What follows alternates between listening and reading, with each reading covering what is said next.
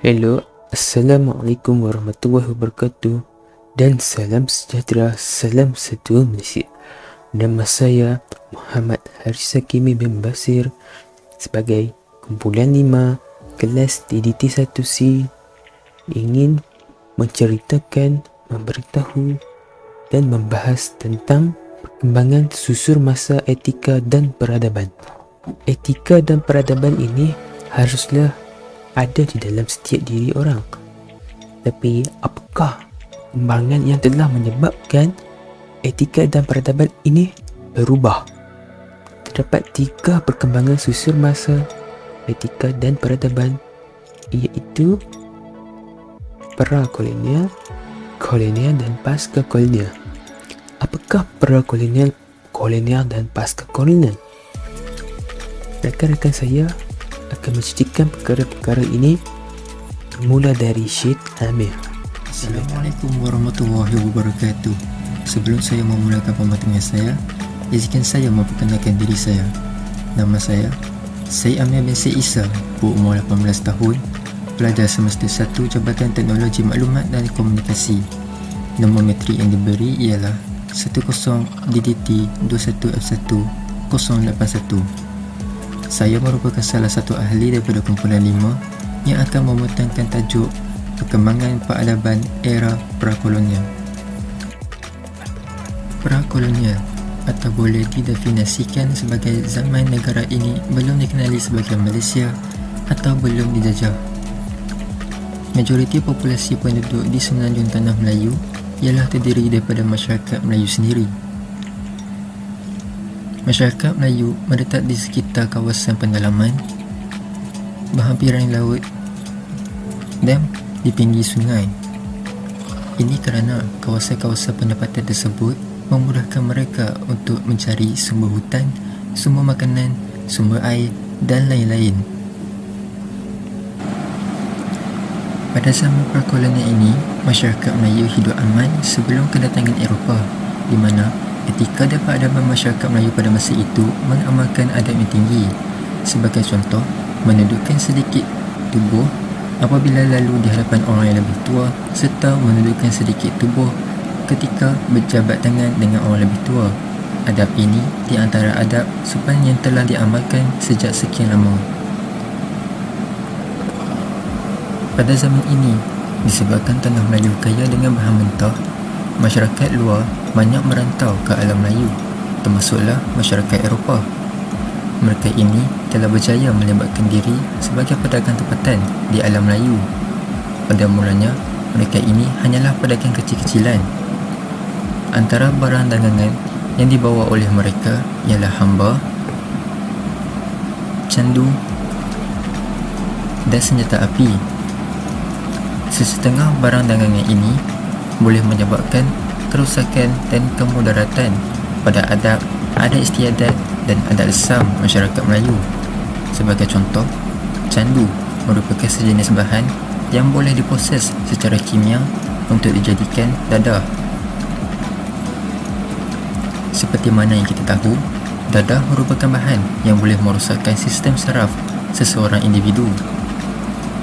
Selain itu juga, senjata api yang digagang secara tidak bertanggungjawab akan mengakibatkan ketakutan di kalangan masyarakat Melayu, di mana senjata api ini dijual secara bebas oleh individu yang tidak bertanggungjawab. Kesimpulannya, etika terbentuk dalam kalangan masyarakat Melayu melalui tingkah laku serta urusan kehidupan seharian, sama ada formal atau tidak formal, sebagai adab, adat resam dan adat istiadat orang Melayu. Sekian daripada saya. Bismillahirrahmanirrahim. Assalamualaikum warahmatullahi wabarakatuh. Nama saya Muhammad Zahiri bin Asrul-Sani. Nombor metrik 10 DDT 21F 1063. Kelas DDT 1C. Saya dari kumpulan 5. Tajuk saya ialah perkembangan etika era kolonial beserta 2 contoh etika kolonial yang masih diamalkan sehingga kini. Baik, era kolonial ialah zaman di mana negara kita dijajah oleh negara luar. Kolonial membawa adab, adat resam mereka yang kita selalu sebut sebagai etika, etos dan etiket yang mereka hayati dalam kehidupan mereka dan mereka juga melaksanakan dalam urusan pemerintahan mereka. Seterusnya, masyarakat kita semasa zaman kolonial yang mempunyai hubungan langsung dengan pihak kolonial British telah memahati, menyulam dan mengadaptasi secara tidak langsung dalam kehidupan seharian mereka. Seterusnya, dalam sistem pemerintahan, kita melaksanakan sepenuhnya acuan pemerintahan kolonial pada masa itu, seperti dengan cara menghormati, berjabat tangan, memberi salam dan sebagainya, dengan mengikut etika formal kolonial ketika berurusan dengan mereka. Seterusnya, etika dibawa dalam bentuk berpakaian, percakapan, pentadbiran, ketuanan, cara makan dan memberi tabik hormat. Namun, ia meninggalkan kesan ke atas masyarakat Melayu dengan kehilangan jati diri dan berlakunya pencampuran versi etika yang dipengaruhi oleh kuasa pengaruh. Contohnya, cara berpakaian. Pada zaman pra-kolonial, masyarakat Melayu memakai pakaian tradisional Melayu seperti baju Melayu, kain pelikat dan bersongkok. Namun setelah kedatangan zaman kolonial, masyarakat Melayu memakai pakaian seperti baju kemeja dan kot. Seterusnya, dari segi percakapan. Semasa zaman pra-kolonial, masyarakat Melayu menggunakan bahasa Melayu sebagai bahasa komunikasi. Namun setelah kedatangan kolonial, masyarakat Melayu menggunakan bahasa Inggeris sebagai bahasa komunikasi. Terusnya, dari segi pentadbiran. Semasa zaman pra-kolonial, masyarakat Melayu menggunakan pentadbiran tradisional. Tapi setelah kedatangan kolonial, masyarakat Melayu menggunakan pentadbiran daripada penjajah. Seterusnya, dari segi cara makan. Semasa zaman pra-kolonial, masyarakat Melayu makan menggunakan tangan kanan. Namun setelah kedatangan kolonial, masyarakat Melayu menggunakan sudu dan garpu ketika makan. Seterusnya ialah dua contoh etika kolonial yang masih diamalkan sehingga kini. Ialah yang pertama, cara makan. Contohnya, masyarakat Melayu zaman sekarang mengikut cara barat dengan menggunakan sudu dan garpu ketika makan. Yang kedua ialah cara berpakaian. Contohnya, masyarakat Melayu zaman sekarang memakai pakaian mengikut fashion dari negara luar seperti baju kemeja, kot dan seluar jeans bagi lelaki, manakala memakai pakaian yang ketat dan memakai pakaian skirt bagi wanita. Itu saja daripada saya. Sekian, terima kasih. Assalamualaikum dan salam sejahtera. Nama saya Muhammad Nazrin bin Muhammad Zabidi. Topik yang saya akan bincangkan ialah perkembangan susul masa etika dan peradaban bagi era pasca kolonial. Yang pertama, zaman pasca kolonial merupakan suatu era moden yang mana masyarakat pada era ini telah menerima variasi dan percampuran etika secara langsung atau melalui penggunaan teknologi. Yang ketiga, nilai etika yang bercampur baur ini wujud dalam persekitaran formal dan tidak formal dalam kehidupan harian kita. Seterusnya, kerisauan kita ialah tingkah laku dan budi bahasa merosot disebabkan kegagalan kita untuk menghayati dan mempelajari nilai-nilai etika dan peradaban negara kita. Seterusnya, yang mana kita semua telah tahu yang negara kita pernah dijajah selama 500 tahun dan ia suatu tempoh masa yang agak lama yang menyebabkan kesan penjajahan ini berakar umbi dengan begitu dalam. Walau bagaimanapun, Malaysia telah merdeka, tetapi nilai-nilai warisan kolonial masih lagi dikekalkan atas alasan modernisasi. Sebagai contoh, warisan kolonial yang masih kita tahu ialah bangunan Sultan Abdul Samad. Seterusnya, penjajah juga berjaya menerapkan kerangka pemikiran sekularisme dalam fikiran kalangan masyarakat Melayu. Ia diterapkan dalam sistem pentadbiran dan pendidikan di tanah Melayu pada waktu tersebut. Penjajah juga telah mengajar tentang worldview barat yang mana menitik beratkan dalam soal-soal matlamat hidup, dan mereka juga menolak cara pemikiran orang Melayu dan cara kehidupan orang Melayu tersebut pada waktu itu. Contoh worldview yang dicanangkan oleh penjajah adalah sistem yang bertentangan dengan alam barat seperti sistem Melayu Islam akan dianggap ketinggalan zaman.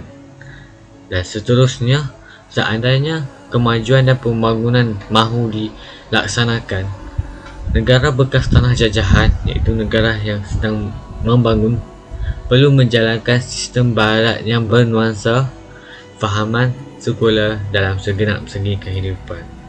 Ringkas dari saya, dan terima kasih. Assalamualaikum warahmatullahi wabarakatuh. Nama saya Muhammad Imran Sofi bin Kamaruzaman. Saya dari kumpulan 5 ingin menerangkan 3 kesan etika dan peradaban yang tersulam sehingga abad ke-21. Antara kesan etika dan peradaban yang tersulam sehingga abad ke-21 ialah penggunaan bahasa yang sopan. Contohnya, golongan muda merendahkan suara ketika bercakap dengan orang yang lebih tua sebagai tanda hormat menghormati antara satu sama lain tanpa mengira kaum dan bangsa. Hal ini juga dikatakan dapat mengeratkan lagi perpaduan antara kaum di negara ini sekaligus negara akan aman dan damai selaras dengan wawasan 2030. Raja 1 menunjukkan penggunaan bahasa yang sopan. Kesan dan peradaban yang seterusnya ialah dari segi aspek budaya bangsa. Malaysia merupakan negara yang berbilang kaum. Masyarakat di Malaysia mempunyai budaya tersendiri. Selain itu, setiap kaum di Malaysia mempunyai pakaian tradisional yang sendiri. Contohnya, kaum Melayu memakai baju Melayu bagi kaum lelaki dan baju kurung bagi kaum perempuan. Manakala kaum Cina pula memakai cheongsam. Bagi kaum India pula, mereka memakai sari bagi kaum wanita dan kurta bagi kaum lelaki. Seterusnya, kaum Kadazan dusun pula, mereka mengenakan gaung bagi kaum lelaki dan sinuangga bagi kaum wanita. Seterusnya, kaum Iban pula memakai kain sirat dan dandong bagi kaum lelaki, manakala bagi kaum wanita pula mereka memakai kelambi, bidang dan bedong. Sehingga kini, pakaian tradisional bagi setiap kaum masih lagi dipakai oleh kaum masing-masing. Gambar rajah 2 dan 3 menunjukkan kepelbagaian kaum di Malaysia. Akhir sekali, kesan dari aspek kegiatan ekonomi. Contohnya, ekonomi negara Malaysia semakin berkembang disebabkan oleh hubungan diplomatik dan perdagangan yang sangat utuh di antara negara asing dan Malaysia sejak dahulu lagi. Contoh negara yang merupakan rakan dagangan Malaysia ialah China, Thailand, Jepun, Singapura dan Amerika Syarikat. Kini, perdagangan Malaysia meluas kerana aktiviti ekspor di Malaysia semakin banyak. Malaysia banyak mengekspor tanaman komoditi ke negara luar kerana ia merupakan tanaman utama negara Malaysia sejak dahulu lagi. Contoh tanaman komoditi seperti gatah, kelapa sawit dan sebagainya. Rajah 4 dan 5 merupakan contoh tanaman komoditi di Malaysia. Setakat ini saja perkongsian saya pada hari ini. Sekian, terima kasih. Kesimpulan daripada video hari ini ialah pada zaman pra-kolonial, masyarakat Melayu tinggal di pantai, sungai dan pendalaman. Seterusnya, pada era kolonial, pakaian, cara makan dan tabik hormat telah diperkenalkan oleh penjajah barat. Dan pada era pasca kolonial, etika dan peradaban telah dicampur aduk dan mempunyai pelbagai jenis. Clear sekali, kesan etika dan peradaban yang tersulam pada zaman kini ialah penggunaan tata bahasa yang sopan seperti rakan-rakan saya dan saya menggunakan di dalam seluruh video ini. Sekian, sampai di sini saja video hari ini. Saya harap para penonton dapat manfaat daripada video ini. Jumpa lagi di video akan datang. Bye.